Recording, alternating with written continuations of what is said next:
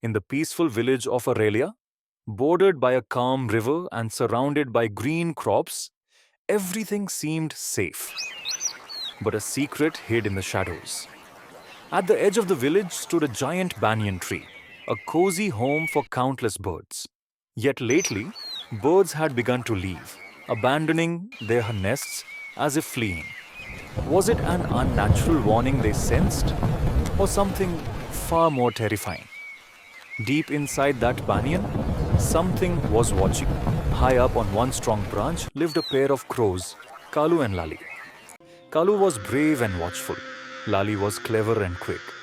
One day, they built a little nest of twigs and grass. Soon, Lalli laid a few eggs inside. Kalu and Lalli looked at their eggs and were happy. But the banyan tree held a secret. Down below near the thick trunk, there was a dark hollow. And deep inside that hollow, something lived in silence. A few days later, early in the morning, Kalu and Lalli flew toward the village fields to find food. They searched the crop rows, picked up grains and insects, and planned to return quickly. But while they were away, something stirred inside the hollow and then it revealed itself. Nagu, the ferocious cobra. It seemed Nagu slowly slides out of the hollow and climbed the banyan trunk. He reached the nest, and before anyone could stop him, he swallowed the eggs. So, when Kalu and Lalli returned, they saw their nest empty and froze. They searched, they looked around. But it was too late. Their eggs were gone. Lalli pointed toward the trunk. Kalu, I saw a shadow near that hollow before, she whispered. Kalu's face hardened. A cobra, he whispered. They were frightened. Cobras are powerful. If they stayed, they would lose everything again. They want to fight the enemy. And hence, they flew to someone known for clever thinking. Chalu the jackal. Chalu lay in the shade, calm and relaxed. He listened as Kalu and Lalli told him everything. Sometimes a sharp mind wins. Chalu explained a plan. Kalu and Lalli looked at each other. It was risky, but it was their best chance. Soon, Kalu and Lalli are ready to carry out the plan. They reached the capital lake. It was wide and calm, and the morning air was cool. Women bathed in the water, smiling and giggling. On the green bank, bright clothes and shining jewelry lay neatly.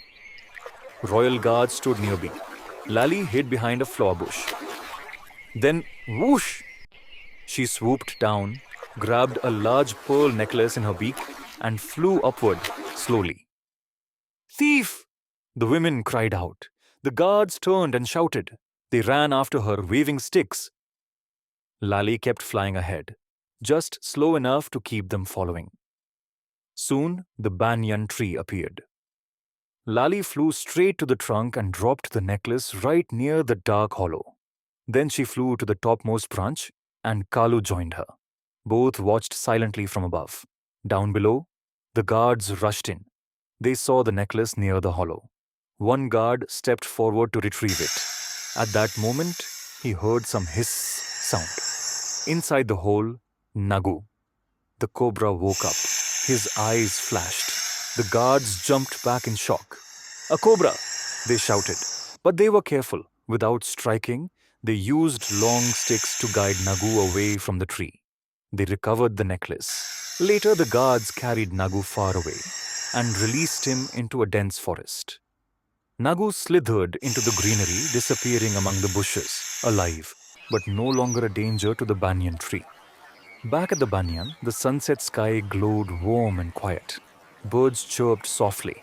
Leaves swayed in a slow breeze. High on the branch, Kalu and Lalli sat together, safe at last.